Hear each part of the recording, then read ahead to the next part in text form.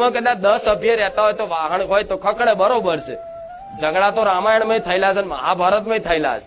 પણ અતિશય રોજ અઠવાડિયું થયું નહીં ધડાધૂળ ચાલુ, અઠવાડિયું થયું નહીં ધડાધૂળ ચાલુ, હજુ મહિને 2 મહિને 6 મહિને કદાચ ઘરમાં કોઈના સ્વભાવથી લઈને થાય એ બરોબર છે, નોર્મલ છે, એ તો સ્વભાવનું હોય.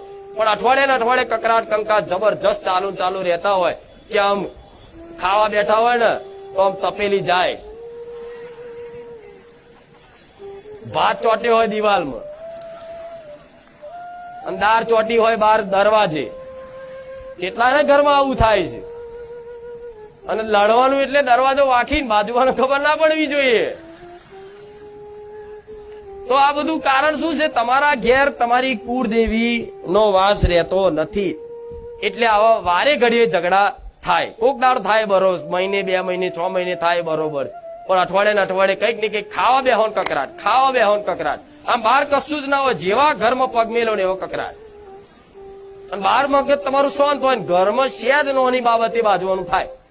સહેજ નાની બાબતે, કેવી સહેજ નાની અમથી બાબતે. અમથોય જો કદાચ તમારા ઘરમાં પંખો ચાલુ રહી ગયો હોય અને એ પંખા નીચે કોઈ ના બેઠું હોય ને તો અમથોય તમારો બાપો આવીને ઘેર આવીને લડશે તમારી જોડે. તારો બાપ લાઇટ બિલ ભરે છે.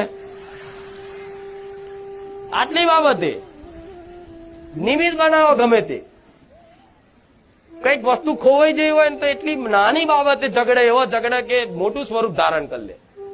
આના કારણ હશો કે તમારા ઘરમાં નકારાત્મક ઉર્જાનો વાસ છે. હવે નકારાત્મક ઉર્જા એટલે શું? દુષ્ટ શક્તિઓ.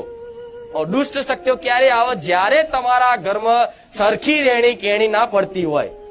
જે ઘરમાં સરખી રહેણી કેણી પવિત્રતા ના જળવાતી હોય ત્યાં આપે રૂપે દુષ્ટ શક્તિઓનો વાસ થઈ જાય. હવે આના આમંત્રણ હાલવાનું ના હોય. હવે ગંદકી કરો તો મોખો આપોઆપ આવશે ને. અહીં ગંદકી કરો, કીચડ કરો, આપોઆપ માખો નહીં હોય.